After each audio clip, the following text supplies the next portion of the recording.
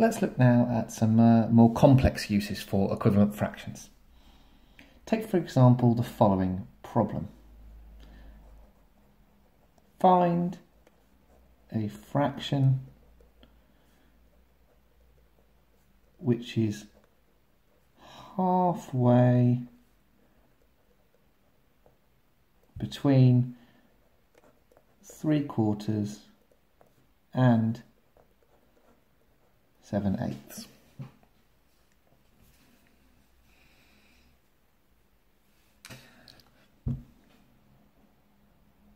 Now, this problem presents something tricky. Your first thought is, how can I decide when something is halfway between two fractions? So, let's consider a basic example.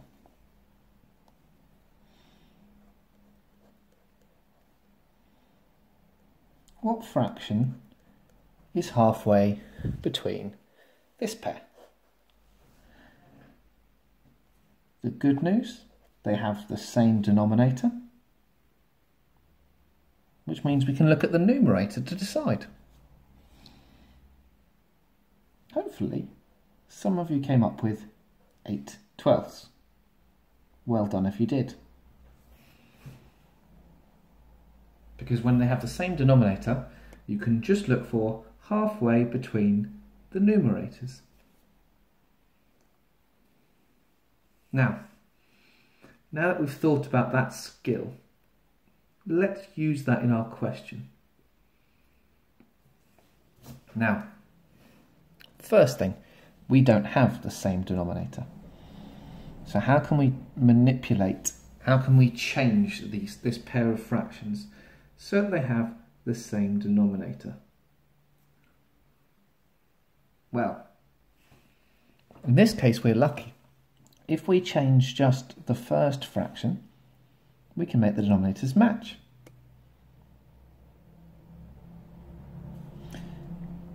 If we take the first fraction and multiply both parts by 2, we get 6/8. So actually, the two fractions we're dealing with are 6/8 and 7/8. Now in the previous example, we were very confident in finding the fraction halfway between. They had the same denominator and we went halfway between 7 and 9.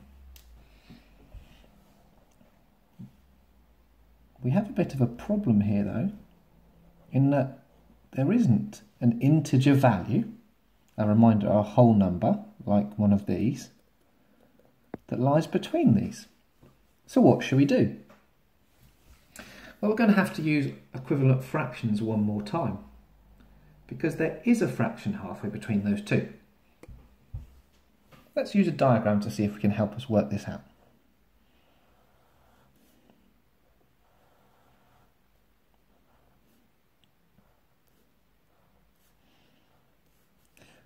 So, that is 8/8.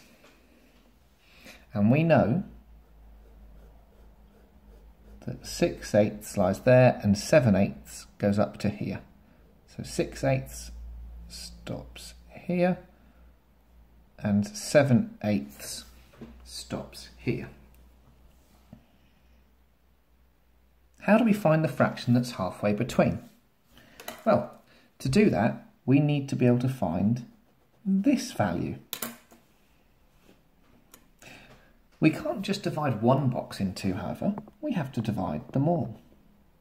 So let's divide them all in two. Now, previously, our whole one was out of 8. What's it cut into now? That's right, it's cut into 16. And now the question is, to find our magical marker, which is halfway between 6/8 and 7/8, how much is it? Well, it's 1, 2, 3, 4, 5, 6, 7, 8, 9, 10, 11, 12, 13 eighths, 13 sixteenths. 13 sixteenths is halfway. Now, how could we have done that without the diagram?